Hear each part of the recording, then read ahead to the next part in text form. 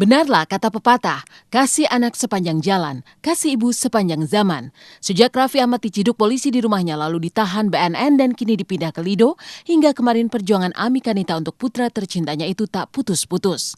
Hatinya mungkin remuk redam dan tak kuasa menahan tangis. Namun demi Raffi ia berusaha berdiri tegar dan sanggup melakukan apapun. Dari mencari saksi ahli yang meringankan, belum lagi ia harus terus memberi support agar Raffi tak jatuh mentalnya. Menjadi Ami Kanita di posisi seperti sekarang memang tak mudah. Sekuat-kuatnya bertahan, tetap saja memerlukan sandaran untuk mencurahkan isi hati dan kesedihannya. Ketika rasa sedih itu tak kuat lagi ia tahan, Ami Kanita pun mencurahkan isi hatinya kepada Olga Syahputra yang selama ini menjadi sahabat karib Raffi.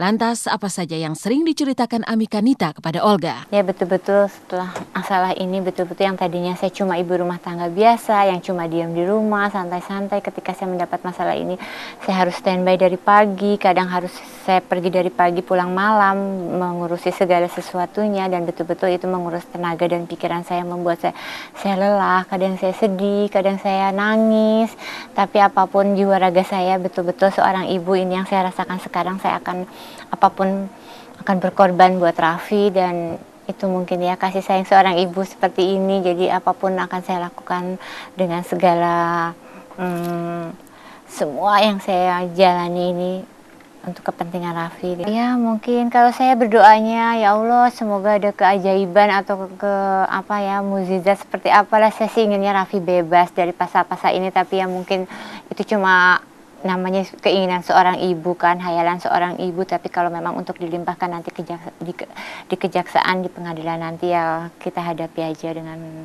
sekuat-kuatnya, pasrah dan tawakal aja. Ya pada intinya ya Mama Ami ya sedih, pusing ya kan, tapi tetap harus dijalani. Saya bilang nikmati aja apa yang Allah kasih ujian ke kita gitu loh. Cuma kan saya nggak bisa cerita seperti yang gimana gitu loh kan ya, karena kan namanya orang curhat sama saya kan nggak mungkin saya kasih tahu kepada penonton semua gitu loh kan, ada aturannya gitu loh. Saya ini sekarang kalau malam, terutama di atas jam 10, jadi tempat curhat ibunya Raffi. Kita pasti teleponan, dia kadang menangis, dia sangat putus asa, frustasi, tidak tahu berbuat apa-apa. Ibunya Raffi itu sudah bukan hanya nangis lagi, cuma ya sampai dia gagal umroh ya, karena nggak ada yang mengunjungi si Raffi tiap hari. Terus juga tabungannya Raffi sudah hampir habis ya, karena berbagai biaya, tanda tanya. Oke? Itu yang sangat disesalkan. Bukan hanya sang mama Ami Kanita yang dibekap kesedihan, seluruh sanak saudara Raffi juga merasakan hal yang sama. Meski Raffi selalu berusaha memperlihatkan keceriaan dan selalu bercanda, mereka tahu kalau hati Raffi sebenarnya menangis. Namun mereka bisa sedikit terhibur karena ternyata di tengah situasi yang tak nyaman bagi Raffi seperti sekarang ini, ternyata banyak sekali yang ingin bertemu. Mudi Pagau, salah seorang tante Raffi, ketika di pasar atau di rumah, banyak disambangi oleh orang-orang yang ingin mendoakan Raffi. Ya banyak sekali ya pengen ketemu Raffi ya, terutama teman-teman saya pun banyak, kadang-kadang selalu dia telepon, manggil saya kebanyakan teteh kan, karena kita dari Bandung ya. Teh mau besuk Raffi, saya ikut dong teh mau besuk Raffi, hampir semua kali ya teman-teman saya semuanya pengen besuk, banyak sangat banyak. Tapi ya gimana kita bisa bawa, nggak mungkin ya itu ya. Banyak sekali sih ya. Di antaranya saya ajak ke pasar, orang pasar seluruh nanya, Ibu Raffi sehat ya Bu? Ibu Raffi sehat, sampai kadang-kadang saya juga, aduh kok ini tahu, mungkin pernah lihat saya, tantenya. Semua kayaknya di pasar daerah saya semua nanya Raffi selalu. Memang mereka ngefans sekali ya sama Raffi ya.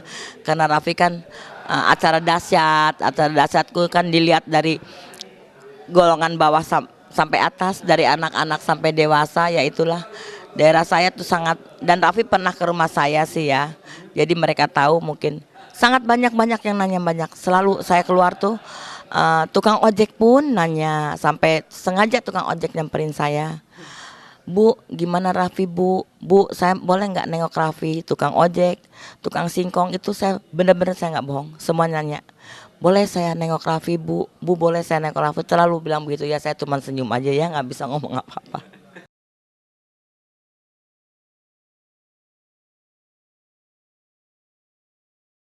Berbeda dengan Raffi dan keluarganya yang tengah digulung kesedihan, kemarin Olga Syaputra yang juga sahabat Raffi justru bersuka cita bersama orang tuanya merayakan ulang tahun ayahanda Olga yang ke-43. Yang terasa begitu istimewa, ulang tahun sang ayah sempat dirayakan di panggung musik dahsyat. Keakraban antara Olga dan sang ayah juga terlihat di luar panggung. Mereka tak canggung bercanda bersama dan saling menimpali.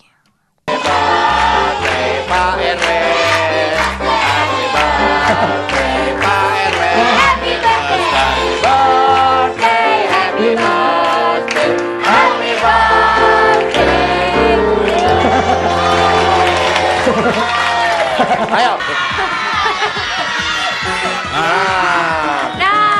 Lauknya. Kalau yang milih RW itu siapa sih, Dan? Biasanya, Dan? Warga. Nah, di atas RW itu siapa? RT. RT bawahnya. Di atas RW siapa? Lurah. Pak Lurahnya siapa? Ibrahim. Bapak Ibrahim, Pak Lurah, tolong Pak pecat dia, nggak usah jadi Bapak ulang tahun keberapa? Yang ke-19. Oh, serius dan bercanda ditanyain. Yang ke-43. Ke-43, mana baju kuning mulu? Kayak kunyit. Olga ngasih sebuah rumah 1 sama apartemen 1. Bohongnya gede banget. Ya bokap saya yang penting sehat, ya bahagia, apalagi dia sekarang jadi RW kan. Gue nggak tahu kenapa masyarakat milih dia, ya kan. Gue aja nggak percaya, ya kan. Tapi yang pasti gue bangga gitu loh, seneng banget gitu loh. Punya orang tua kayak penyabar, tapi kalau udah marah galaknya minta ampun.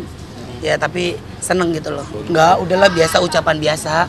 Selamat ulang tahun, saya cium pipi kanan kiri udah gitu aja. Saya nggak perlu diucapin cium pipi kiri dan pipi kanan. Oke. Yang penting uangnya.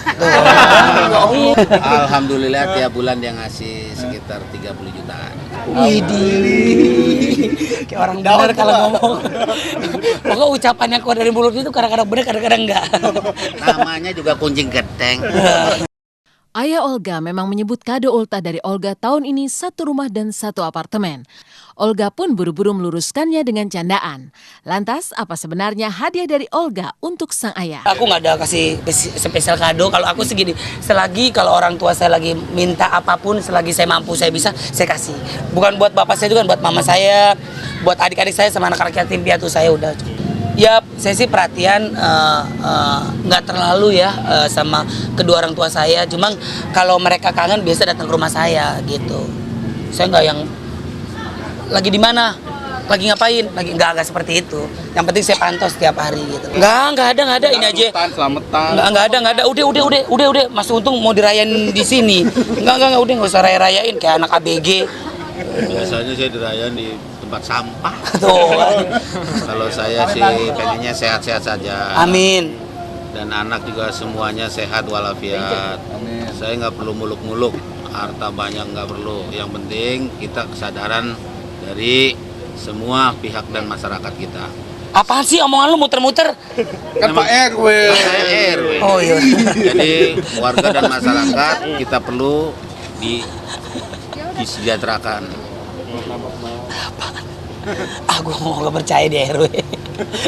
Beneran. Memang saya kebetulan RW. Cuman cara pilihnya juga memang cap-cip-cup. Jadi RW untung-untungan lah. Ya. Ya pokoknya doa seorang anak kepada orang tua ya pasti pengennya orang tua saya sehat, panjang umur, bahagia udah cukup lah itulah. Seakan berbanding terbalik dengan kebahagiaan Olga dan sang ayah, Julia Perez terancam ditahan segera. Putusan kasasi Mahkamah Agung, Juppe diganjar 3 bulan penjara. Benarkah Juppe sudah menjadi buron sejak kemarin? Apa kata sang mama Sri Wulansi tentang nasib anaknya? Lantas bagaimana reaksi DP yang menjadi lawan Juppe di meja hijau? Saksikan hanya di Intens di segmen berikutnya.